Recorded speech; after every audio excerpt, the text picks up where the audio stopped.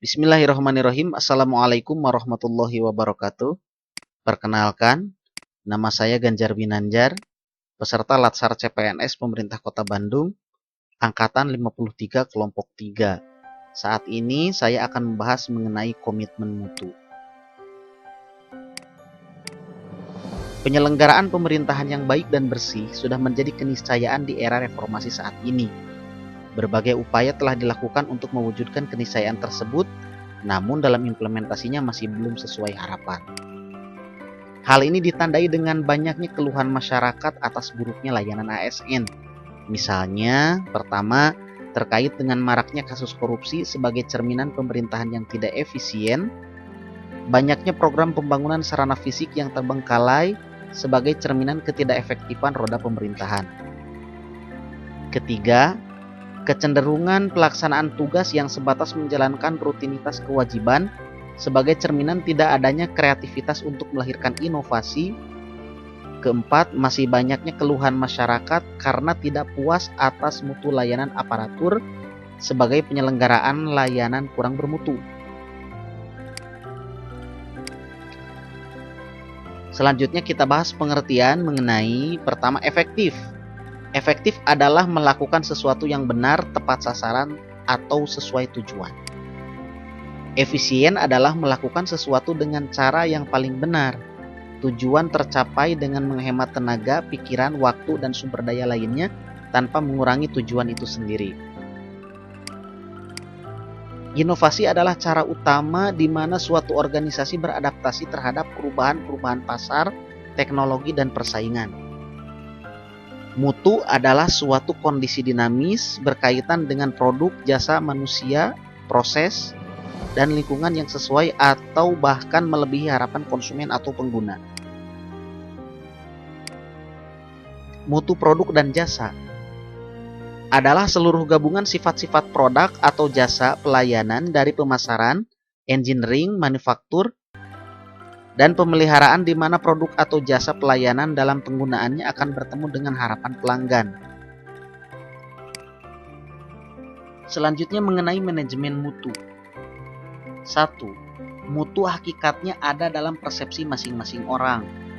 2. Mutu suatu produk bisa dirasakan berbeda antara satu orang dengan orang lain.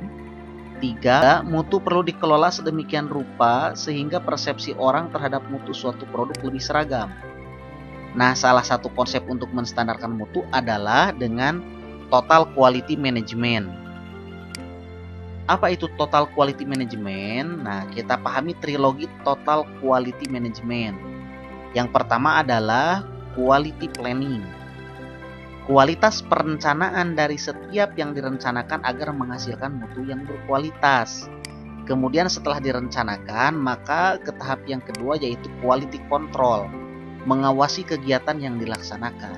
Nah, yang ketiga, quality improvement. Artinya perbaikan secara terus-menerus untuk meningkatkan mutu sesuai dengan yang diharapkan. Strategi pelaksanaan manajemen mutu. 1. Membangun mindset dan komitmen pegawai terhadap budaya mutu. 2. Meningkatkan mutu proses secara berkelanjutan. 3. Beradaptasi dengan perubahan. 4. Memfokuskan kegiatan pada kepuasan pelanggan. 5. Membangun kerjasama antar pegawai yang dilandasi kepercayaan dan kejujuran. Menampilkan kinerja tanpa cacat dan tanpa pemborosan sejak memulai pekerjaan. Bagaimana membangun komitmen mutu dalam penyelenggaraan pemerintahan? Pertama, mengobservasi, mengidentifikasi, dan mendeskripsikan fenomena empirik secara faktual terkait mutu kinerja aparatur dalam memberikan layanan kepada masyarakat. Yang kedua, memberikan penilaian objektif terkait tingkat tanggung jawab aparatur dalam memberikan layanan publik. Yang ketiga, mendeskripsikan tindakan kreatif yang dapat diwujudkan oleh aparatur dalam memberikan layanan kepada publik sesuai dengan tugas dan perannya masing-masing. Keempat, menganalisis kendala terkait belum terwujudnya kreativitas kerja aparatur dalam mewujudkan inovasi layanan yang berkomitmen terhadap mutu.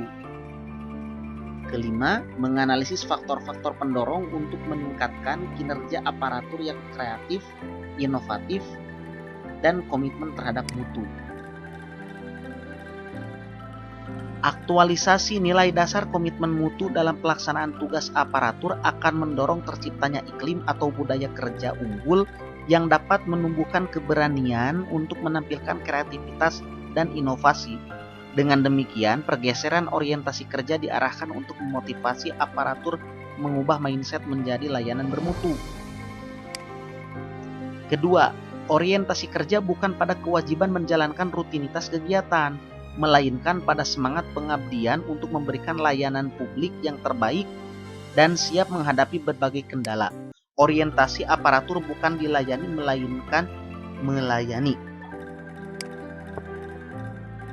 Keempat, fokus kinerja aparatur adalah untuk melayani publik. Kelima, kewajiban aparatur adalah memberikan layanan publik yang adil dan bermutu untuk membangun kepercayaan masyarakat terhadap pemerintah. Setiap aparatur mesti memiliki sense of quality dan semangat belajar tinggi sehingga menimbulkan keberanian berpikir alternatif, berani bertanya dan bahkan berbeda pendapat demi untuk kebaikan dan kemajuan bangsa dan negara dalam menghadapi globalisasi, khususnya megatrend Asia. Mungkin sekian yang dapat saya sampaikan. Terima kasih, semoga bermanfaat. Assalamualaikum warahmatullahi wabarakatuh.